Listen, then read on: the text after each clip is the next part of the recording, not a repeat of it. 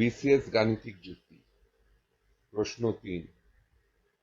টিপুর বোনের বয়স টিপুর বয়সের ও তার বাবার বয়সের মধ্য সমানুপাতিক। টিপুর বয়স ১২ বছর, বাবার বয়স ৪৮ বছর হলে বোনের বয়স কত? ক ১৬ বছর, খ ২৪ বছর, গ ১৮ বছর, ঘ ২০ বছর। সূত্র ২৪তম বিসিএস। উত্তরটি চিন্তা করুন, একটু পরে মিলিয়ে নিন।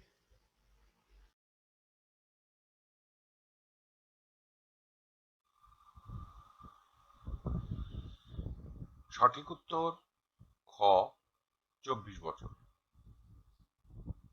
ব্যাখ্যা: যে কোনো চারটি রাশির প্রথম দুইটি রাশির অনুপাত যদি শেষের দুইটি রাশির অনুপাতের সমান হয় তবে তাকে সমানুপাত বলে। উদাহরণের জন্য চারটি রাশি নেই, ২, ৪, ৫ এবং ১০। অনুপাতের চিহ্ন অঙ্কিত করি। প্রথম ও দ্বিতীয় রাশি অর্থাৎ ২/৪ করলে আমরা পাবো সমান ২/১। আবার তৃতীয় ও চতুর্থ রাশি অর্থাৎ ৫/১০ করলে আমরা সমান পাবো ২/১। অর্থাৎ প্রথম ও দ্বিতীয় রাশির অনুপাত তৃতীয় ও চতুর্থ রাশির অনুপাত এর সমান। সুতরাং এই চারটি রাশি সমানুপাত। আরেকটি উদাহরণ নেই, চারটি রাশি নেই, ২, ৪, ৫, ১৫। অনুপাতের চিহ্ন অঙ্কিত করি। প্রথম ও দ্বিতীয় রাশি ২/৪ সমান ২/১। তৃতীয় ও চতুর্থ রাশি ৫/১৫ সমান ৩/১। এখানে প্রথম ও দ্বিতীয় রাশির অনুপাত ২/১, যা তৃতীয় ও চতুর্থ রাশির অনুপাত ৩/১ সমান নয়। সুতরাং এখানে দুইটি অনুপাতের যে কোনো মিল নেই বা সমান না বিধায় এটা সমানুপাত নয়।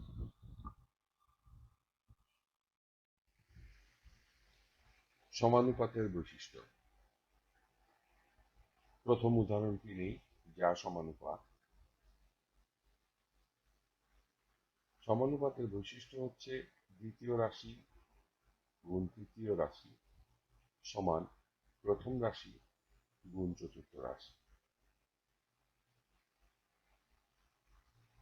এই বৈশিষ্ট্যটা প্রমাণ করি। দ্বিতীয় রাশি ৪ গুণিতক তৃতীয় রাশি ৫ সমান প্রথম রাশি ২ গুণিতক চতুর্থ রাশি ১০। গণনা করলে আমরা পাবো বা ২০ সমান ২০। এখন সমানুপাত নয় সেই উদাহরণটি নেই। সমানুপাতের বৈশিষ্ট্য প্রয়োগ করলে আমরা দেখব দ্বিতীয় রাশি গুণ তৃতীয় রাশি প্রথম রাশি গুণ চতুর্থ রাশি সমান নয়। এখানে দ্বিতীয় রাশি ৪ গুণিতক তৃতীয় রাশি ৫ যা সমান নয় প্রথম রাশি ২ গুণিতক চতুর্থ রাশি ১৫। বা আমরা লিখতে পারি ২০ ৩০-এর সমান নয়। সমানুপাতের বৈশিষ্ট্যের উপর আমরা এই সিদ্ধান্তে আসতে পারি বা বলতে পারি সুতরাং বলা যায় যদি দুইটি অনুপাতের মধ্য রাশিদ্বয় অর্থাৎ দ্বিতীয় তৃতীয় রাশি যা মধ্য রাশি গুণফল প্রান্তিক রাশিদ্বয়ের অর্থাৎ প্রথম ও চতুর্থ রাশি গুণফলের সমান হয় তবে তাদেরকে সমানুপাতিক বলতে পারি, যা বাম দিকে উল্লেখিত সমানুপাতের উদাহরণ থেকে প্রমাণিত হয়।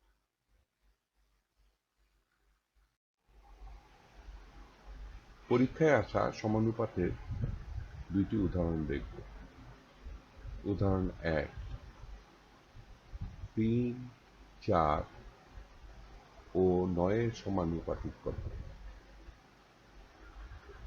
সমানুপাতের বৈশিষ্ট্য অনুযায়ী আমরা জানি যদি দুইটি অনুপাতের মধ্য রাশিদ্বয়ের গুণফল প্রান্তিক রাশিদ্বয়ের গুণফলের সমান হয় তবে তাদেরকে সমানুপাতিক বলতে পারি। তাহলে এই সূত্রটা প্রয়োগ করি।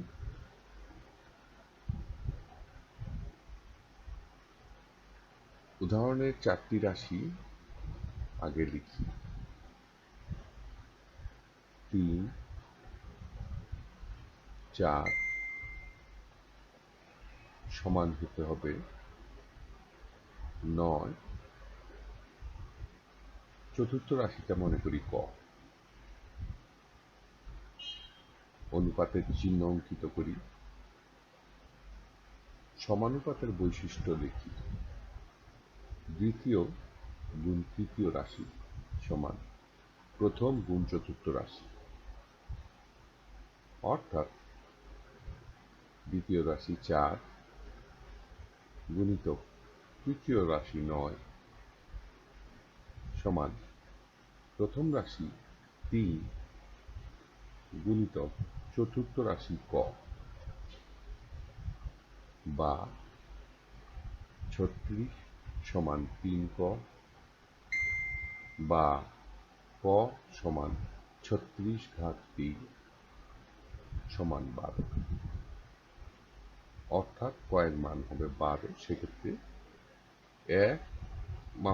3, 4 ও 9 এর সমানুপাতিক হবে 12। চলুন দ্বিতীয় উদাহরণটি দেখি। উদাহরণ 2, 1, 4 ও 5 এর সমানুপাতিক কত? সমানুপাতের বৈশিষ্ট্যটি লিখি। যদি দুইটি অনুপাতের মধ্য রাশিদ্বয়ের গুণফল প্রান্তিক রাশিদ্বয়ের গুণফলের সমান হয় তবে তাদেরকে সমানুপাতিক বলতে পারি। উদাহরণে প্রদত্ত রাশিগুলি লিখি। প্রথম রাশি 1, দ্বিতীয় রাশি 4 সমান তৃতীয় রাশি 5,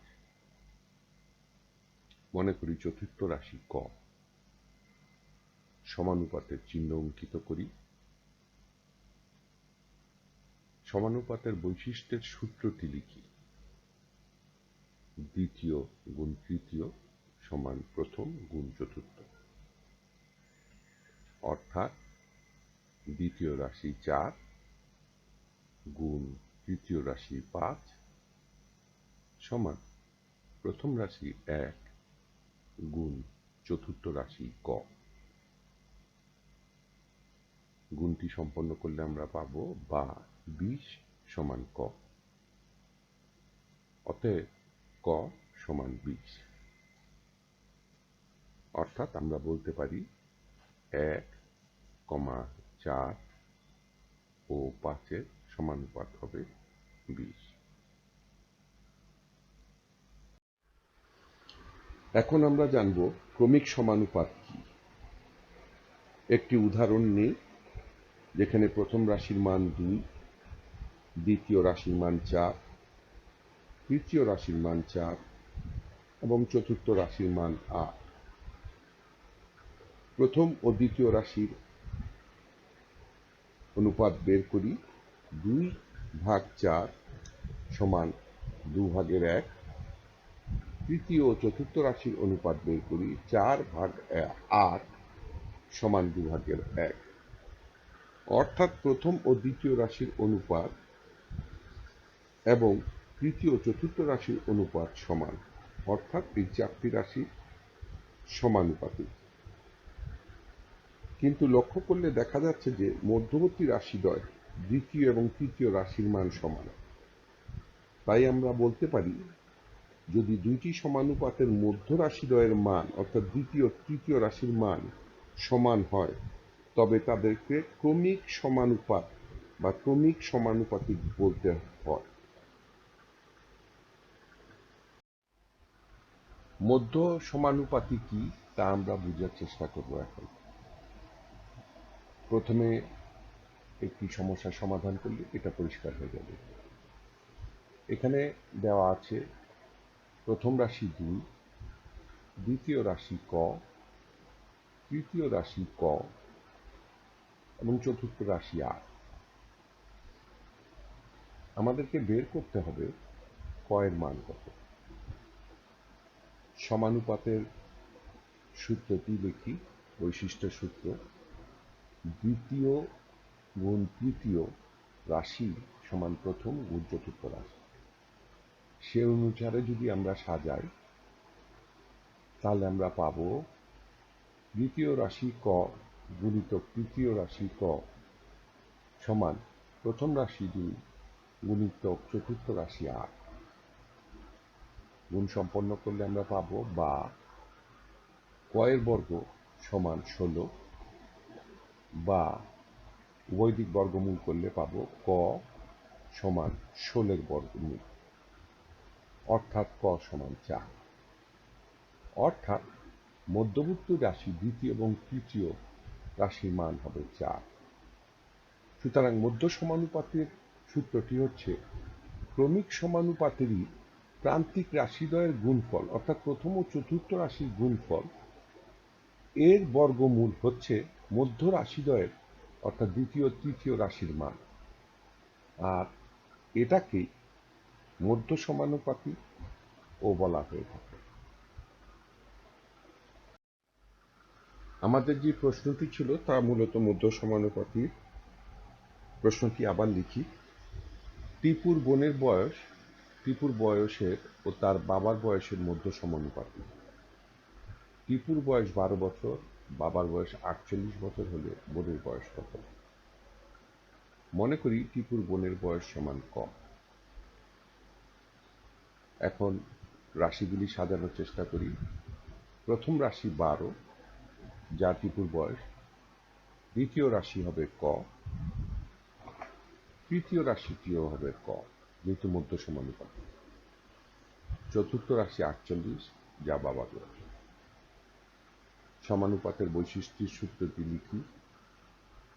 দ্বিতীয় গুণ তৃতীয় সমান প্রথম গুণ চতুর্থ। সে অনুসারে আমরা যদি এখানে সাজাই তাহলে আমরা পাব দ্বিতীয় রাশি ক গুণিতক তৃতীয় রাশি ক সমান প্রথম রাশি 12 গুণিতক চতুর্থ রাশি 48,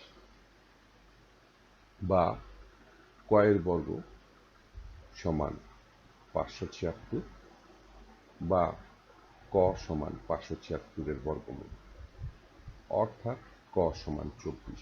অর্থাৎ টিপুর বোনের বয়স হবে 24 বছর। সুতরাং উত্তর খ 24 বছর। টিউটোরিয়ালটি অনেক বড় হয়ে গেল, কিন্তু এটা করার মূল কারণই হচ্ছে এই যে অনুপাতের উপরে বা মাফ করবেন সমানুপাতের উপর যে কোনো ধরনের সমস্যা হলে এই টিউটোরিয়ালটি ভালোভাবে আত্মস্থ করলে আপনারা তার উত্তর দিতে ইনশাআল্লাহ সক্ষম হবেন। ধন্যবাদ। টিউটোরিয়াল দেখার জন্য আপনাকে ধন্যবাদ। আপনার যদি কোনো প্রশ্ন থাকে তবে আমাদেরকে rhkstore.co.uk@gmail.com ইমেইল করুন বা মন্তব্য বিভাগে লিখুন। আমাদেরকে অনুপ্রাণিত করার জন্য সাবস্ক্রাইব করুন, থামস আপ দিন বা লাইক দিন। আপনার বন্ধুদের সাথে শেয়ার করুন এবং নতুন টিউটোরিয়াল পেতে বেল আইকন টিপতে ভুলবেন না।